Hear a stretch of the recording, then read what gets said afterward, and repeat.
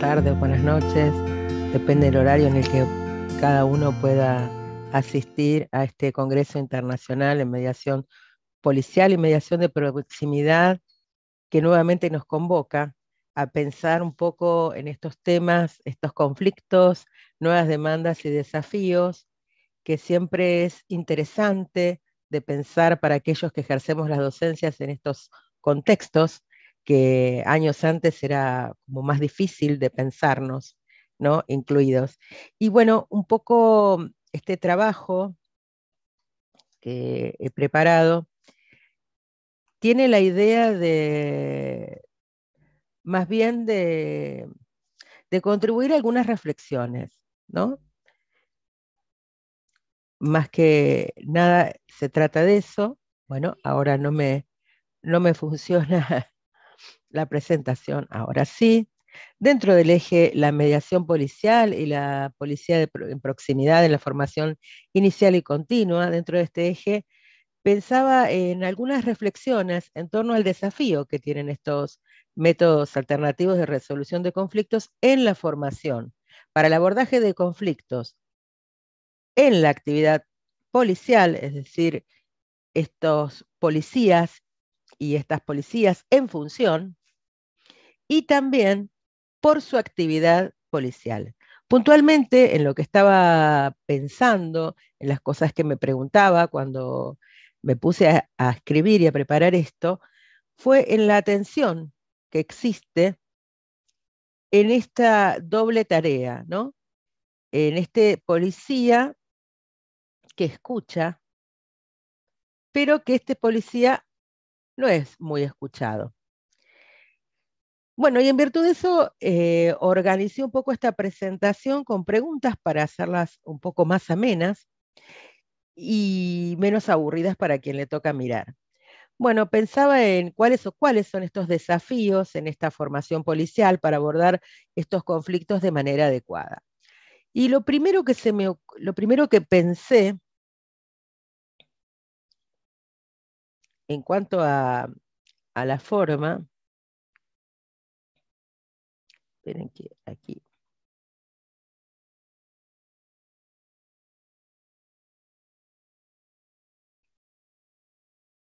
aquí está, con los problemitas técnicos, es enseñar estos métodos como primera opción a la hora de abordar conflictos. Es decir, que no haya otro primero. Primero estos métodos. Porque no debemos olvidar que los policías tienen en primer lugar este rol preventor de conflictos y son quienes, en general, son los que hacen la primera intervención. Y estas primeras intervenciones en este rol que mencionamos como preventores son los que detienen los conflictos que muchas veces cuando escalan devienen en infracciones, en contravenciones y muchas veces en delito. Entonces, me parece que lo primero que deberíamos hacer es pensar estos métodos como los métodos. Y si en todo caso este fallare, bueno, ahí iríamos al plan B. Pero en principio mi idea sería que este sea el plan A. Otra de las cuestiones que me parecen importantes es pensar y dotar a estos operadores y operadoras de conflicto de todas las habilidades que se nos piden a quienes ejercemos la mediación o quienes también somos operadores de conflicto, ¿no? Y bueno, un poco pensaba, en primer lugar, la escucha activa, que es de lo que comenzamos hablando, esta habilidad para preguntar, antes de ella, por supuesto, la empatía, la objetividad, como un carácter que estas personas tienen.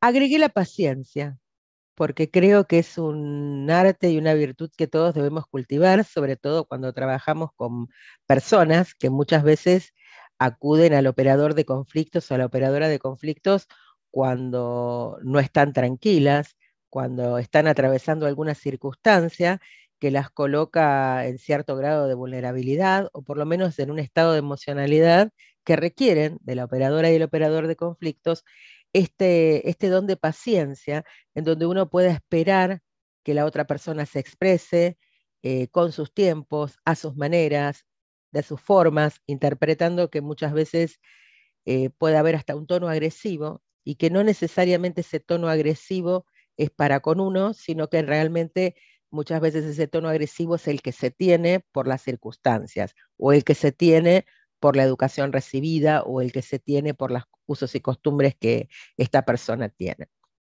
Pero fundamentalmente quería detenerme en la imparcialidad.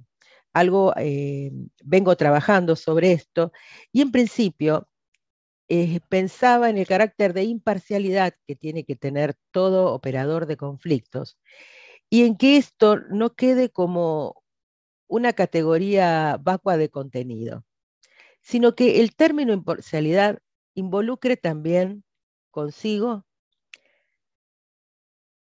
el claro alcance que éste debería tener, en cuanto debemos ser imparciales para equilibrar la metafórica mesa de negociación, de mediación o de operación de conflictos. Pero en esta mesa que debemos equilibrar, tenemos que tener en cuenta que en todas las relaciones humanas existe asimetría de poder. Pero cuando una parte tiene o padece de una desigualdad estructural de poder, aquí las cosas se ponen un poco más complejas en cuanto a este sistema de relaciones humanas que venimos mencionando. Así, si nosotros no incorporamos una perspectiva interseccional en la que podamos tener en cuenta que existen desigualdades de género, clase, raza, sexo y diversidad funcional, va a ser muy complicado que podamos utilizar algunas herramientas y utilizar nuestras habilidades para equilibrar esta desigualdad. Por ello, es importante que quien esté abordando estos conflictos tenga estas nociones, porque su objetivo en este caso va a ser visibilizar y dar voz a quien está en situación de desigualdad y si no lo hace, en ese caso no vamos a poder hablar de imparcialidad, porque estaríamos mirando solo una parte. Eh, Probablemente con personas de discapacidad, con discapacidad esto se vea un poco más claro. Es decir, si yo estoy hablando un poco corrida y no sé hablar en lenguaje de señas y hay una persona que necesita que yo me comunique con lenguaje de señas, y bueno, ahí yo no estoy siendo imparcial, porque me estoy comunicando con una sola de las partes y la otra no la estoy teniendo en cuenta. Ahí pareciera que es más sencillo darnos cuenta cuando la balanza se inclina.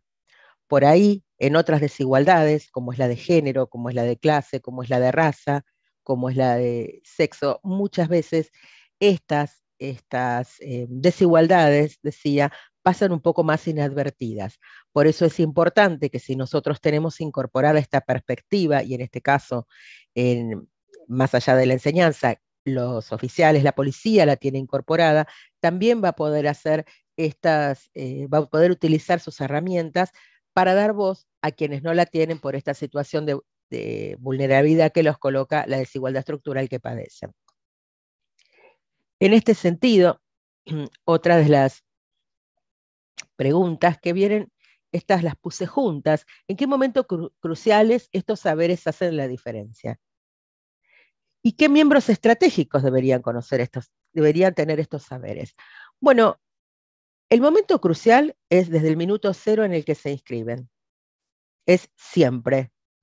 Y ¿qué miembros estratégicos son todos? Así que estas preguntas se resumen en un todos, todas y siempre. Y en todo momento. Porque estos saberes realmente hacen la diferencia. Quienes como ustedes, como yo, trabajamos con los conflictos, sabemos que contar con estas herramientas modifican porque pueden desescalar los conflictos. Y si desescalamos los conflictos es la el primer peldaño, el primer escalón para contribuir a la paz social. En un espacio en donde hemos disminuido, hemos desescalado este conflicto, es un espacio en el que nos podemos comunicar. Y en ese espacio en el que nos podemos comunicar, es un espacio en el que podemos construir relaciones diferentes. Entonces, para podernos escuchar, para poder hablar, para ponernos de acuerdo, o estar en desacuerdo, pero de manera pacífica, es menester utilizar estos métodos. Por eso estas preguntas son un poco retóricas, pero siempre viene bien hacérselas, sobre todo cuando pensamos un poco en nuestras prácticas. Y con respecto al título que da origen a este trabajo, ¿a qué hacemos referencia entre la distinción actividad policial y por la actividad policial? Bueno, a mí me parece que los operadores de conflicto, acá, los policías, se llevan la peor parte, porque durante su actividad, su función policial, escucha todo el tiempo a las partes, esta policía. Y también, con estas herramientas, aborda los distintos conflictos. Ahora, en ocasión de su actividad, esta policía, que tiene también que afrontar conflictos, nunca es escuchada, ¿no? La pregunta sería, ¿quién escucha a la policía? Porque la policía escucha a todos y a todas. ¿Y a la policía quién la escucha? Y además, por su actividad, nuevamente, son profesiones que muchas veces no coinciden con los convivientes en sus horarios y también a veces se involucran en cuestiones que no son para compartir con los convivientes. Entonces, no pueden, como por ahí otras personas que no trabajan en ninguna fuerza, contar cómo les fue en el día de trabajo, porque hay días de trabajo muy complicados. Entonces, un poco trabajando en taller con los cadetes y las cadetas, pensábamos en cuáles serían estas herramientas, cuáles serían estos dispositivos que aplicaríamos en esto de pensar, contar qué nos pasa. Y entonces, tratando de pensar un poco en esta imagen que me trae un poco de equilibrio, y en la actividad policial tenemos muchas cosas, pero por la actividad policial, estas personas tienen mucha carga. Y entiendo que la policía, parece que esto no puede dejarse librado a una actividad individual de cada una de las personas que integran la fuerza. Me parece que tiene que ser una actividad de tipo institucional, porque si lo dejamos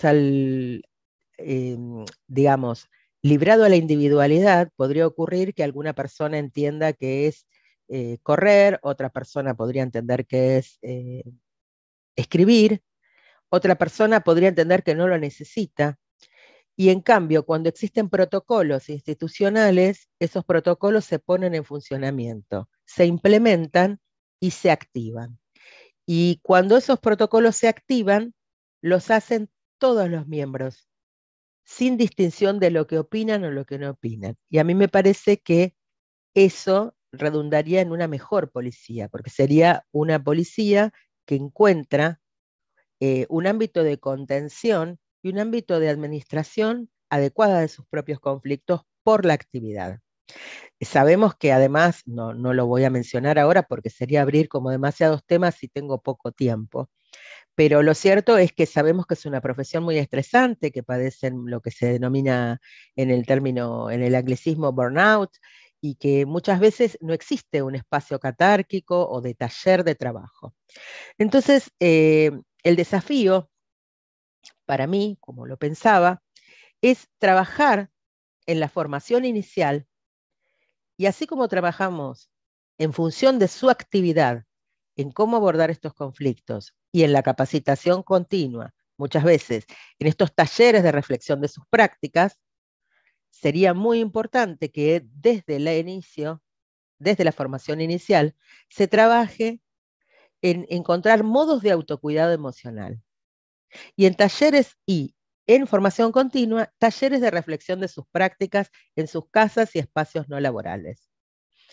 Con estos grupos hemos trabajado actividades posibles y unas de las que surgían era aprovechando este espíritu de cuerpo que se genera ya desde los institutos de formación inicial, donde comparten dormitorio, donde esa es una comisión, donde ese ya es un grupo establecido, que esos grupos de WhatsApp que sirvieron durante la formación sean estos espacios de catarsis, no solamente para contar algo como tuve miedo por un procedimiento o eh, fue muy complicado abordar este conflicto por la actividad, sino a lo mejor por situaciones más, menos complicadas, como hemos tenido todos cuando nos hemos recibido estas dudas de sabré hacerlo, me sale un acta, no me sale hacer un acta, y bueno, que eso también sirva como un espacio de escucha y de contención para que no sea que terminan,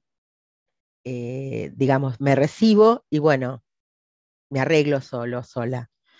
Eh, Así que un poco esta charla se pone tal vez un poco más propositiva en cuanto sería muy interesante estas charlas de autocuidado a mi criterio. Me parece que una policía que está cuidada, consciente de sus emociones eh, y sabiendo que los conflictos que aborda eh, impactan directamente en su subjetividad, me parece que no podemos dejar de pensar en que estos conflictos quedan sin abordar. Entonces pareciera que con estos métodos nos estamos quedando casi en la mitad del camino. Me gustaría, bueno, a través de este espacio que me brindaron tan gentilmente, aquí dejo mi mail si alguno de ustedes tiene alguna sugerencia o podemos ir siguiendo con estas ideas o mejoradas seguramente, pensando algunas nuevas formas y que no sentamos a veces que nos quedamos en la mitad, ¿no? Y que esta policía que escucha tanto por fin sea escuchada. Y bueno, algunas conclusiones que quiero compartir a través de bueno, estas reflexiones, ¿no? Que comparto, tienen que ver con estos escenarios posibles, escenarios que tienen conflictos complejos y multifacéticos hoy por hoy, multiculturales, y la verdad que estos complejos conflictos o conflictos complejos necesitan operadores de conflicto cada vez más capacitados y con saberes muy específicos. Necesitamos que esta formación sea al inicio y continuamente. Creo que hay que destacar y levantar el rol preventor y de primera intervención que la policía tiene para sí. La importancia que esto hace en la contribución de la paz social y sobre todo quiero recalcar nuevamente esta perspectiva internacional, interseccional, enfocada en los métodos alternativos de resolución de conflictos. Y sin duda, y para terminar, creo que es importante capacitar a quienes operan conflictos en técnicas de autocuidado.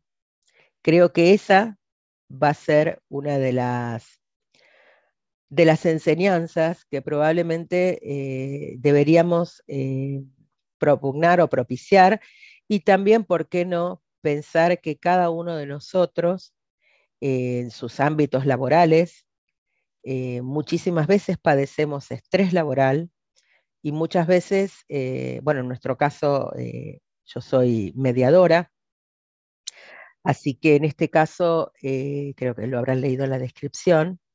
Muchas veces también la confidencialidad hace que uno no comparta estos temas con la familia y muchas veces son saludables los espacios de catarsis que terminan surgiendo muchas veces en cursos de capacitación. Pero bueno, la verdad es que como trabajadora civil tengo otros ámbitos, ¿no? Pero me parece que debería trascender el ámbito de la terapia individual para aparecer este autocuidado como un concepto que se maneje desde la institucionalidad. Bueno, espero les haya generado alguna duda, alguna inquietud o algo para pensar, por lo menos. Bueno, muchísimas gracias por la oportunidad y espero leer sus comentarios.